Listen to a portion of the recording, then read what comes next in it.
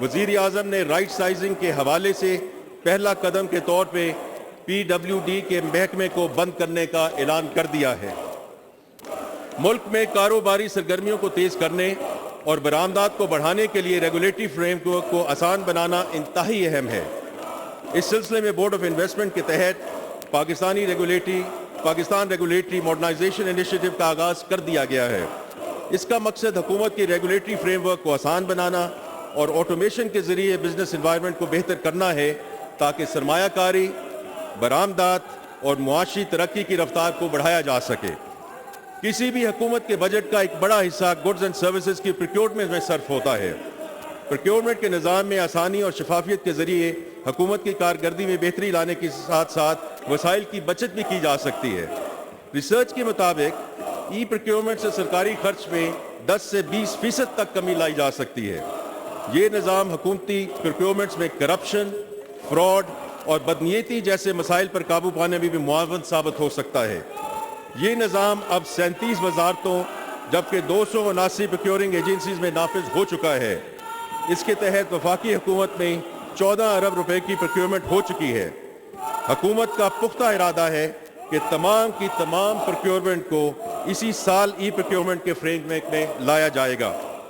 مجھے یقین ہے کہ اخراجات اور وصولیوں کے ضمن میں کوششیں وفاقی حکومت کے لیے وسائل کی فراہمی میں مددگار ثابت ہوں گی، جس سے human resource development, social protection and climate resilience کے لیے وسائل دستیاب ہوں گے۔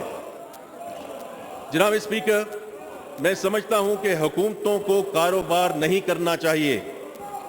وزیر اعظم کمرشل اسپیس میں حکومتی عمل دخل کو کم کرنے اور نجی شعبے کو فروغ دینے پر پختہ یقین رکھتے ہیں۔ اس لیے ہم نے نجکاری کو ایک کلیدی ترجیح بنایا ہے۔ ہم نہ صرف PIA، Roosevelt hotel, house building finance corporation اور فرسٹ ویمن بینک جیسے اداروں کی جاری نجکاری میں تیزی لائیں گے، بلکہ نجی شعبے کی سرمایہ کاری کے لیے دیگر SOEs کو پیش کرنے کا ایک ٹھوس پروگرام بھی شروع کرنے جا رہے ہیں۔ آنے والے سالوں میں توانائی، مالیاتی اور صنعتی شعبوں میں SOEs کی ملکیت اور انتظام کی نجی شعبے کو منتقلی پر خصوصی توجہ دی جائے گی۔ اس میں یہ بھی آگے ایڈ کرنا چاہتا ہوں کہ جو گورنمنٹ نامنیز ہیں جو SOEs کے بورڈ میں ہیں، ان کی کابینہ کے گائیڈنس کے مطابق remuneration will be capped at PKR 1 million. اس ضمن میں PIA کی نجکاری کے حوالے سے تفصیلات بیان کرنا چاہوں گا۔ اس نجکاری کا آغاز نومبر 2023 میں فائنینشیل ایڈوائزر کی تعیناتی سے ہوا۔ فروری 2024 میں حکومت کی باغ دوڑ سنبھالتے ہی موجودہ حکومت نے اس سلسلے کو تیزی سے آگے بڑھایا۔